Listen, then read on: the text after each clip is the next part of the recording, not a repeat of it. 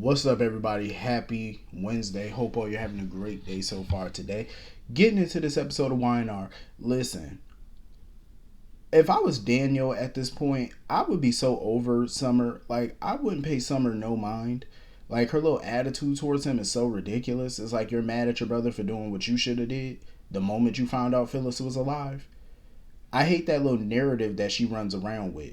Oh, Jeremy forced mom to do this. Jeremy didn't force Summer to Phyllis to do a damn thing. Phyllis is a grown ass woman. Phyllis did what she wanted to do. Phyllis did exactly what she wanted to do. She saw an opportunity to take Diane down once and for all, and she couldn't resist the opportunity. Don't try to run with that stupid narrative that, oh, he manipulated her. He did not force or manipulate that woman to do a damn thing. Phyllis was foaming at the mouth with that plan. She wanted to do it. Um, so she get mad at Daniel all she wanted. I just feel like Summer is turning into another Phyllis. And at some point, Kyle really got to realize, like, is this the woman that you want to be married to? Like, is this the family you want to be a part of? Like, you really want Phyllis as a mother-in-law? You really want Phyllis as a step-grandmother to your child with the way that she act? And now you see shades of that in your wife? You really want her to be a stepmother to your child with that attitude? Sneaking around, lying, you know what I mean? Because come on now, if Kyle was doing that for his mother, Summer would go ape shit. We all know it. Summer would go ape shit on him. Like, she would definitely be livid if the tables were turned and it was Diane and Kyle. She would be livid. You know what I mean? So I can't wait for Kyle to find out that she knew for quite some time that her mother was alive and she did nothing. You know, it's definitely gonna have a ripple effect on their marriage. And Summer could boo-hoo and cry all she wanted. She ain't got nobody but herself. Like, you running around, playing these games, lying to Chance, you lying to, Daniel, lying to your husband, just run around doing all this foolishness, and now it's coming back to you. It's gonna come back on you. Because I definitely feel like Summer is turning into another Phyllis at this point, and that's not good. Not good at all. Summer acts like her mother is some victim or whatever, and she really not. Phyllis ain't no victim. Phyllis, in my opinion, she's no better than Diane. No better than Diane. She tried to act like she's more superior than Diane, but she's not. Phyllis is a straight nutcase. Like, she's Looney Tunes. And Daniel shouldn't feel guilty about anything. He did the right thing. Um, I don't know why Lucy is sitting here romanticizing getting married at a young age. Like, she's sitting there, oh, that's so romantic. I'm like, not really. I mean, yes and no, but I'm glad that, Lily tried to put it into perspective. Like, it wasn't the right thing to do. She doesn't condone that. And I'm glad that Lily put that out there because she don't want Lucy thinking that that's cool and, get married at a very young age is a cool thing to do. Because I'm like, nope, don't put that out there now. And I'm glad Lily stopped that. She was like, I don't condone that mess. And I agree. You should not be getting married at no young ass age when you not ready because it's going to end in disaster. Her and Daniel, when they got married, when they were real young, that, she wished that she probably could have turned back and did something different because they weren't ready then. And that's why it didn't last all that long. A lot of young marriages like that typically don't because you're too damn young. You getting in way over your head with stuff like that. Marriage is huge. That's a huge commitment. That's like having a whole nother job, basically, like another full-time job. Like, it's a lot. It's exhausting sometimes. It's fun, don't get me wrong, when you're married to the right person, it's fun, but when you do it at such a young age and you ain't got all the tools to handle that, it's gonna crash and burn on you real quick. So Lucy need to understand that. You see the fun part of it and the romantic side of it, but you're not seeing the real side, the work that goes into sustaining something like that. So I'm glad that, her and Lily had that conversation and Lily put that out there like, yeah, don't you go doing that mess. But of course, Lucy gonna use that shit as leverage one day because, she probably gonna get, into a relationship with somebody and try to, get married or go too fast in a relationship. And she probably gonna use that whole marriage shit against Daniel. I wouldn't put it past her. I would not put it past her to use that as an example or as an excuse to go do what she wanted to do and try to guilt Daniel. I'm like, no, that ain't gonna work because I'll flip it right back on her if I was Daniel. If that time ever came, I'll let her know, like, you see how it ended, right? Like, it didn't work out. So don't you go doing that mess. Daniel and Lily, I mean, I could get behind them reuniting because I never really liked Lily with Billy. I felt like, ugh, that name, Lily Billy, Lily Billy. I never liked the two of them together. Lucy and Daniel, I could kind of get behind right now because I like the vibe. Um, so anyway, moving on from that, I am, I was a little irritated that Sally called Nick first instead of Adam.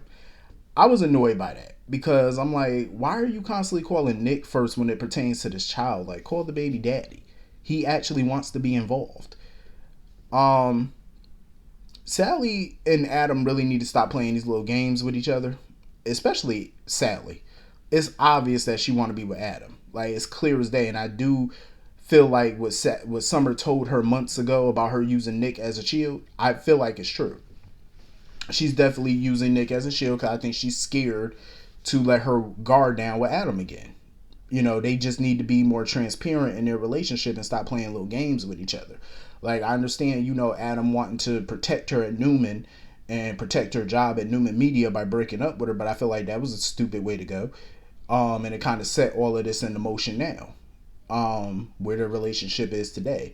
Had he not made that stupid ass choice, maybe he still would be with her. You know, they got to stop playing these little games with each other. Um, and Sally needs to realize Adam is the father. You can't keep calling on Nick every 5 seconds when it pertains to this child. Call the father. He wants to be a part of the child's life. Not many fathers do. You know, there's plenty of fathers out there who wouldn't give a damn about doctor's appointments and making sure the baby and the mom are okay. And, you know, they wouldn't care. You got Adam who cares. Lean on him. That's what he wants you to do. But you could tell she want to be with him, though. She do. And Sally got to realize, yeah, you could do all the right things in pregnancies, but sometimes pregnancies don't go the way you want them to go or how you think they should go. Like, just because you get diagnosed with something, that doesn't mean you did something wrong. You know, it happens. That's one of the side effects of pregnancy. You know, things pop up. You know, conditions happen. And I love how Adam was with her, though. You know, making sure she was good. And making sure that she rests because she's so worried and consumed about work. And I agree with Adam. Let Chloe handle it. Like, at the end of the day, Chloe needs to show her worth. I get so sick of Chloe because it's like she rides on everybody else's coattails when it comes to starting a new company. It's like, what do you bring to the table? Like, when she was with Chelsea and now when she's with Sally, it's like they have to come up with all the ideas. They got to figure out how to get the seed money to start the companies. You know, they got to figure all this stuff out, and Chloe just doing nothing. It's like, show what you bring to the table. You know what I mean? So while Sally is recuperating and she's resting and stuff like that, make Chloe do the bulk of the work right now. Prove her damn worth. Because if she don't, then that should show you that she shouldn't be a partner in your business. I'm just saying. She should be an employee, but not a partner. I would give her some little low-level position. Like, you know, make her a janitor or something, work in the mailroom or something. You know what I mean? Like, she need to show her worth at the end of the day. But hopefully Sally and Adam can figure this mess out between them because I'm over the nonsense between them, like this back and forth. It's so annoying. So anyway, moving on from that. Nick was actually likable. I think when he's with Sharon and they're, you know, talking family stuff and they're actually in a storyline that resonates with people and stuff like that, and you get to see him and Sharon together, that's when he's more likable. But when he's with Sally and he's around Victoria, Adam, and all that, that's when that asshole side of him come out that I can't stand. But when he's with Sharon, it's like he's very much more tolerable. I am so glad Sharon got her house set back because let me tell y'all, I love the cottage house. I freaking live for the cottage house. The cottage house, I always loved it because it's so cozy, it's warm, it's so inviting, like it's very welcoming. It just seemed very comfortable there. That's my type of home. Like, I would love to live in a house like that. It's gorgeous. And I'm glad Sharon got some family time, you know, with her daughters and the grandbaby and stuff like that. That's pretty dope. Cameron fucking Kirsten. This sick bastard is back. But I'm happy about it, though, because you want to know why? Sharon fucking deserves a storyline. She deserves a good storyline. I'm glad that they brought a blast from the past back because she deserves this. I get so sick and tired of watching Sharon in that damn coffee house serving coffee and therapy advice for free. It's so aggravating. Like, I'm just glad she finally get to drive some story for once. Um, but Cameron of all people, oh God, I thought we would never in life see that bastard again. I remember that storyline. I was probably like around 10 or 11. I was like 10 when that storyline started.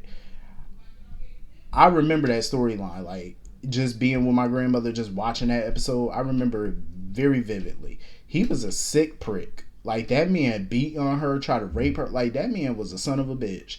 I loved when Nick beat his ass back then. I loved every second of it. And now this sick freak is back. Like he over here interacting with Sally, and now he interacting with Faith. And you know he bumped into Faith on purpose. He definitely bumped into her on purpose at the park. I was like, Faith, run, run. I really hope she tell her parents about her interaction with him because that is a sick freak. Get the hell away from him. I got that sick feeling in my stomach when he was around her. I said, I really hope he don't do nothing to that girl. Like he don't try to kidnap her or nothing like that. Because I'm pretty sure he done kept tabs on Sharon throughout the years. Even while he was in prison, I'm pretty sure he kept tabs on her. Like I'm pretty sure he knows a lot of things that's been going on in her life these past few years. I know he know. Um, Sick people like that, they keep tabs on their victims, and I know he do with his little perverted ass. Um, I love the flashback scenes though that they showed when she was recounting the story to Chance. I felt bad for Sharon that she had to relive all that pain and stuff like that. But I'm glad that Chance is on alert, you know, and now he knows what to do and try to find this freak. You know what I mean? Because they don't even know that he's back in town. And apparently, this sick bastard, not only did he get out of prison, he beat up a girl that looked just like Sharon, his ex girlfriend. Now, that's some sick business. That is some sick business. He done beat a woman that looked like Sharon. That is crazy. I was like, yeah, Sharon need to get a gun. Sharon need to get a gun. Cause no. And I love how Sharon vowed that she wasn't gonna let that man terrorize her again. I'm loving how strong Sharon is now. Cause Sharon has come a long way since back then. You know, since 19, 20 years ago. She came a long way. And I am so happy that she's strong. I feel like this could be Sharon's Jamie Lee Curtis moment. You know, from Halloween H2O. When she finally faced her demons with Michael. I feel like this could be Sharon's moment to do that with Cameron. You know, she finds that inner strength in her and just beat his ass. You know, like I don't think she really need a man to protect her this time around. I think she needs to protect herself. She needs to face this freak head on and get to him. And I wouldn't even rely on Victor's shady security team at Newman Ranch because that security team ain't shit. I'm just saying. For a billionaire, Victor needs to step up his game with the security because that security is trash. Like you got all them billions and your security team is not up to par. Like come on now. Any and everybody could just get on that ranch undetected. That's no good. I'm like, with this sick bastard being out here, Sharon needs to be protected at all costs. But I think it's time for her to load up that house with some weapons. It's time. She need to get some weapons up in that home. You know, because it's not just her. You know, she got to protect her girls. You know, she got to protect her daughters. Thank God Noah's in Europe, so she ain't really got to worry about him. But, you know, you still got Mariah, you still got the baby granddaughter, you got Faith back in town. You need to protect them. They really do, you know. So I'm glad they're giving Sharon this storyline. I think it's pretty dope. Um. Anyway, that's pretty much the whole episode. Hit the comment section. Let me know what you all thought, and I will see you all later. Peace.